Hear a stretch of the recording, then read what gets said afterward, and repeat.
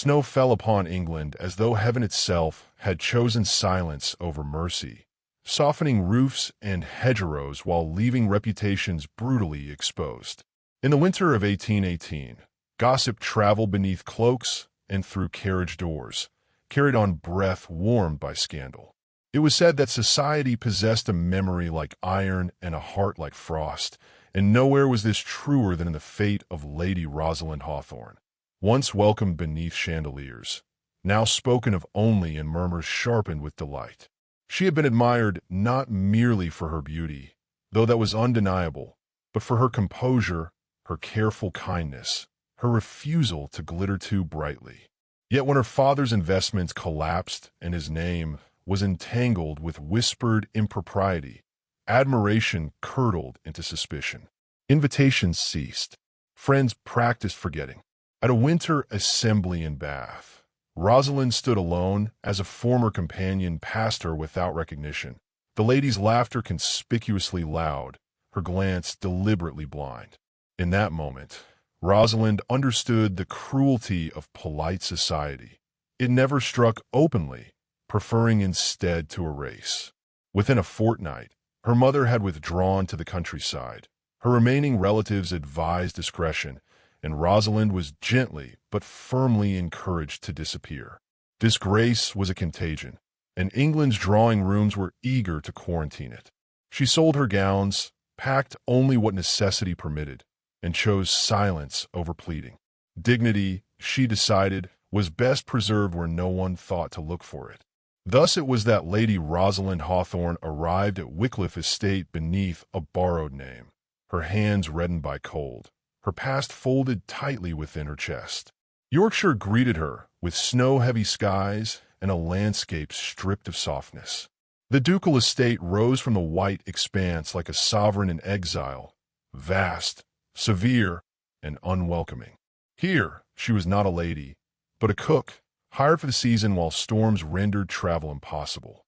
The kitchen smelled of wood smoke and starch, and Rosalind accepted the apron as one accepts penance. The Duke of Wycliffe was spoken of long before he was seen. Servants lowered their voices when mentioning him, as though the walls themselves reported loyalty. Duke Alistair Wycliffe, only 23, bore his title with a gravity inherited rather than chosen. He was said to be formidable, refined, and exquisitely handsome, though such qualities were recited without warmth, like facts learned too early to inspire awe.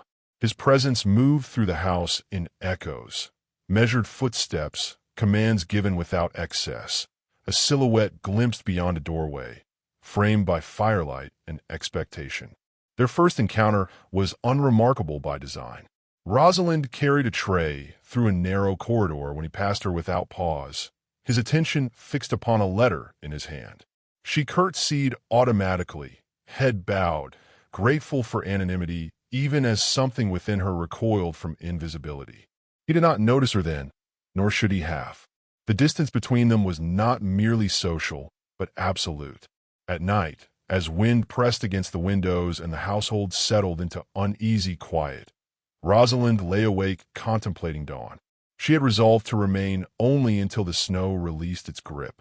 Each day here was borrowed, each hour a reminder that survival need not invite attachment. She told herself that the Duke belonged to another world entirely, one of duty and alliances, where women like her were discussed as cautionary tales. Yet fate, like winter, rarely respected resolve. The storm worsened, isolating the estate, stretching days into something intimate and dangerous. Rosalind sensed that her invisibility would not hold forever, that silence itself could become a kind of invitation.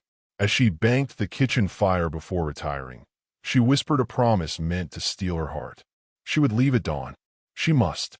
Snow had a way of melting, but reputations, once frozen, rarely did.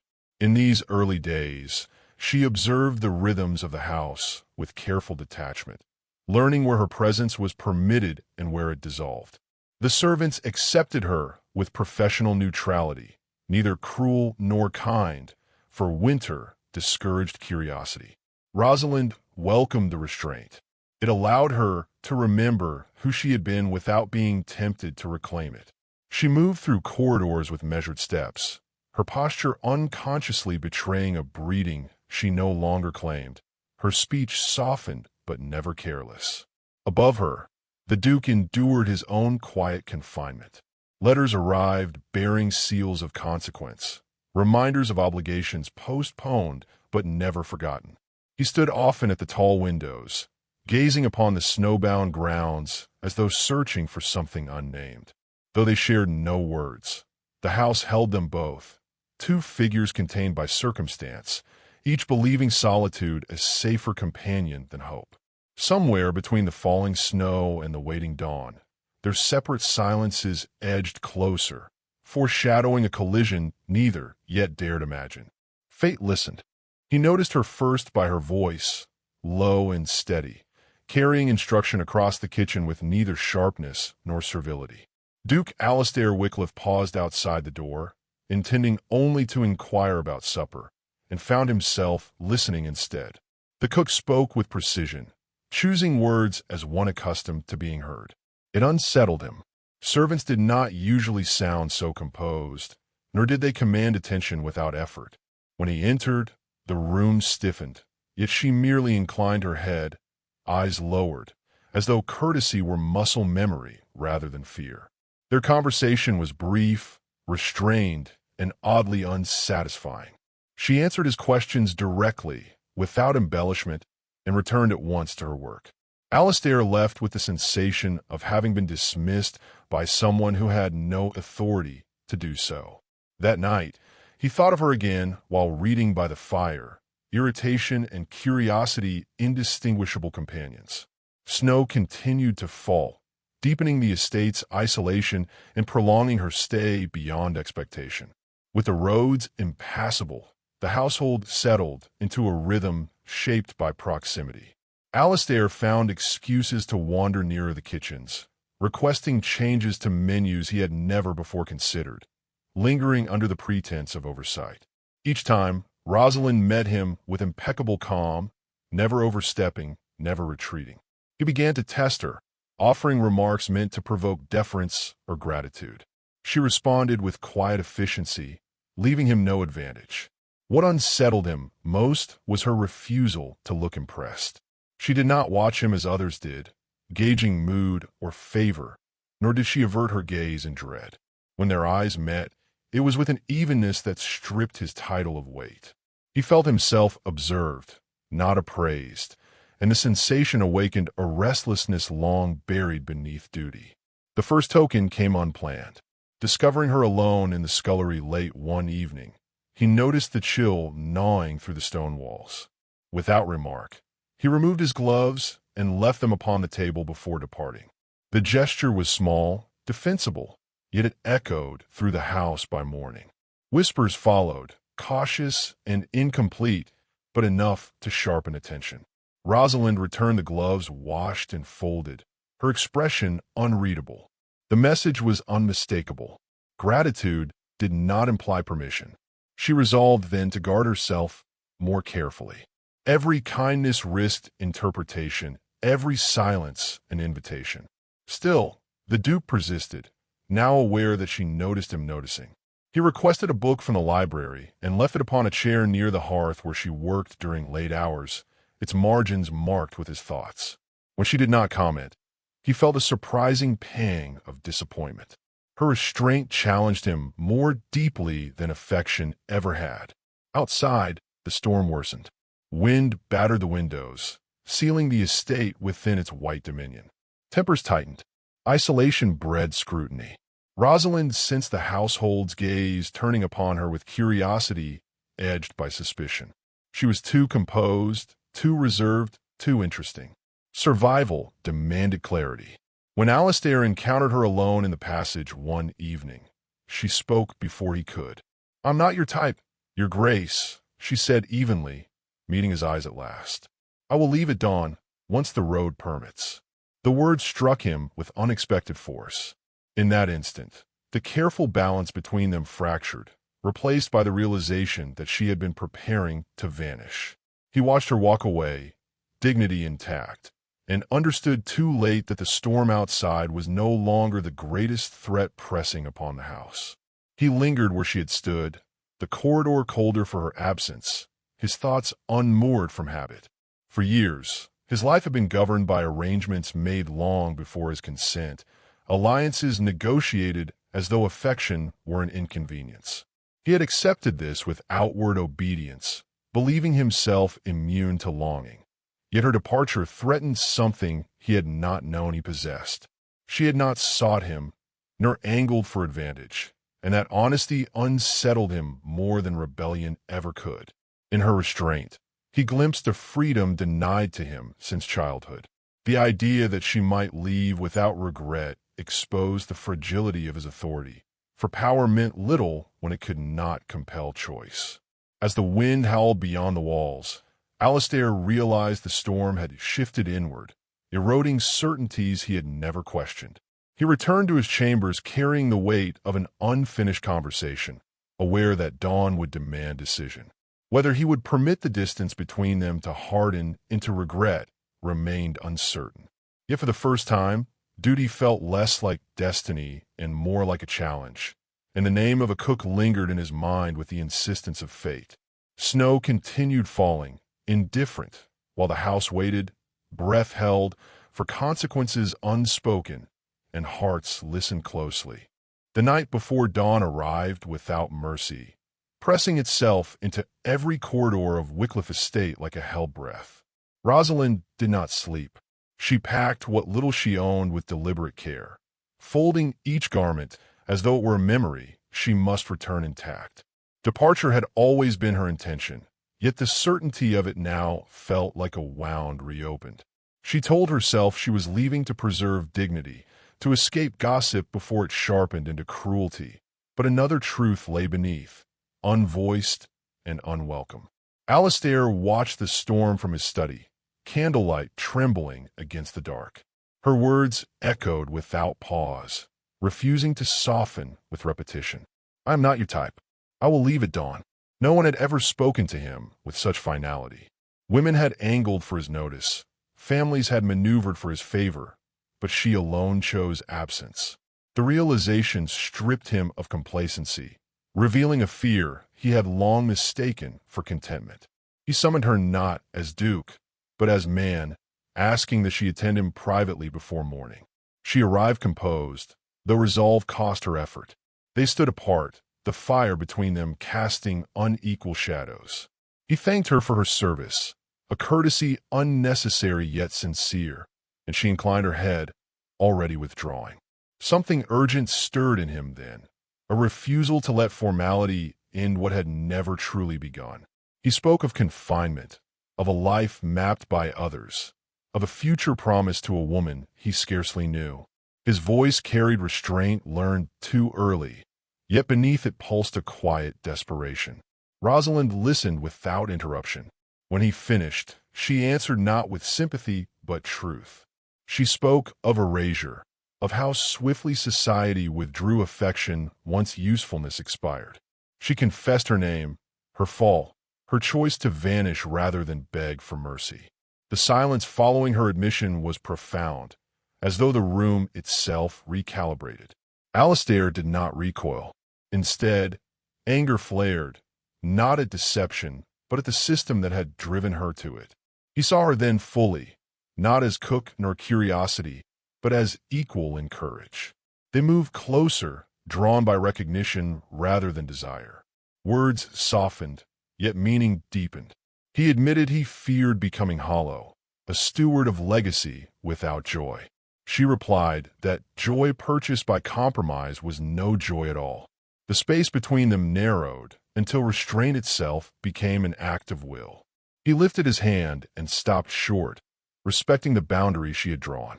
That pause, more than touch, bound them. Outside, the wind quieted. Dawn approached with tentative light, staining the snow-pale rose.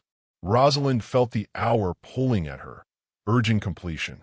She thanked him for honesty and turned away, believing departure the only mercy left. Alistair spoke her name, not as revelation but vow. He did not beg. He did not command. He asked her to stay, not for comfort, not for secrecy, but because her presence had awakened truth he could no longer deny. She hesitated, caught between instinct and longing. To remain was to invite scrutiny, scandal, pain. To leave was to return to obscurity, safe but diminished. She told him she would not be hidden, not as servant nor shameful indulgence. He agreed without hesitation, understanding the cost. They parted then without resolution, the choice deferred yet unavoidable. Rosalind returned to her room and finished packing, hand steady, heart unguarded. Alistair remained by the window, watching light break through cloud. Dawn had arrived.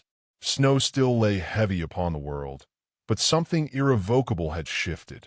Whatever followed would demand courage equal to loss, and neither was prepared to retreat again. As bells rang faintly from a distant village, muffled by snow, the estate stirred. Servants moved cautiously, sensing change without knowing its shape. Rosalind descended the stairs at first light, cloak drawn tight, every step a question. Alistair met her in the great hall, formal now, eyes resolute. Nothing was said, yet resolve passed between them like oath. He knew the household would soon witness what could not be undone. She knew staying meant standing exposed. Still, neither turned away. The doors remained closed. Outside, the world waited. Inside, destiny leaned forward, listening for the next words spoken aloud. History often records treaties and titles, yet the truest revolutions begin in silence, when one soul recognizes another and refuses to look away. In that suspended moment, before scandal found its voice, before society reclaimed its cruelty, two lives hovered on the edge of irrevocable choice. Whatever came next would not belong to winter alone, but to courage tested beneath its weight. The fire burned low, yet neither moved to tend it, knowing warmth would soon come from decision rather than flame. Morning held its breath. So did their hearts. Rosalind stood beneath the high windows of the great hall as the household gathered, her cloak still fastened, her bags untouched at her feet. The moment stretched, fragile as frost. Alistair entered last, his presence commanding silence without demand. He did not look at the servants first, nor at the stewards who stiffened in expectation. His gaze went only to her, steady and unguarded. When he spoke, it was not with ducal distance, but with the clarity of a man resolved. He declared that Lady Rosalind Hawthorne was his guest, not his employee, and that any disrespect shown her would be answered as an offense against him. Shock rippled through the room, swift and unhidden. Rosalind felt it strike her like cold air, yet she did not retreat. She lifted her chin, allowing herself to be seen at last. Whispers followed them through the day, carried by servants and sealed letters alike. News reached beyond the estate before sunset, traveling faster than reason. By evening, objections arrived in careful script, warning of scandal, succession, and consequence. Alistair read them without flinching. Each word confirmed what he already knew. To choose her was to abandon safety. Rosalind expected hesitation when the weight of opposition revealed itself, but he met each warning with quiet refusal. She urged caution, reminding him that love alone could not mend reputations or silence judgment. He answered that a life preserved at the cost of truth was not preservation at all. Their conversations grew sober, stripped of longing and rich with respect. He did not promise ease. She did not ask for rescue. What bound them now was choice made in full knowledge of loss. Days passed, the snow easing its grip as though yielding to resolve. Evidence surfaced, old accounts re-examined, her father's disgrace unraveled with reluctant apology. Society adjusted its memory as it always did, though not without resistance. Alistair stood firm, refusing any reconciliation that demanded her absence. When the engagement meant to secure his future was formally dissolved, outrage followed, then begrudging acceptance. Power, when unyielding, reshaped its critics. The wedding was arranged without spectacle, yet nothing about it felt small. The chapel stood white against the winter ground, its bells subdued by snow. Rosalind walked the aisle not adorned by excess, but by certainty. Alistair waited, composed yet visibly undone, his vows spoken with a steadiness earned through trial. When they were joined, the moment carried more weight than applause ever could. Outside, the world remained cold, but inside, warmth took root. Afterward, they stood together as equals, facing a future neither could fully predict. Rosalind did not forget who she had been, nor did Alistair relinquish the past that shaped him. Instead, they carried both forward, understanding that love was not escape but engagement.